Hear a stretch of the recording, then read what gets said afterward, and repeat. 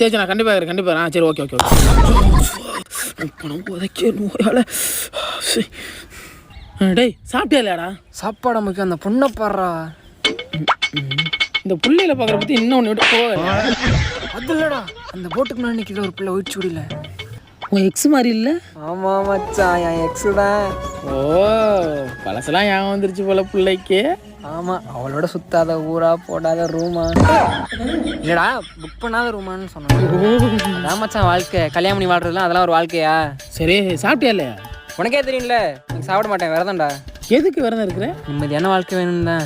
நிம்மதியான வாழ்க்கை கடவுளுக்கே கிடைக்காத ஒன்றுடா. விரதம் தான் நினச்சது நடக்கும்ல.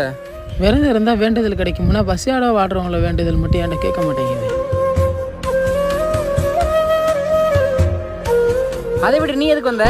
மறந்துட்டேன், வீட்டில் எதுவும் சாப்பிடாம சண்டை போட்டு வந்துட்டேன். உன் முன்னாடி லைனில் இருக்கா என்னன்னு கேளு.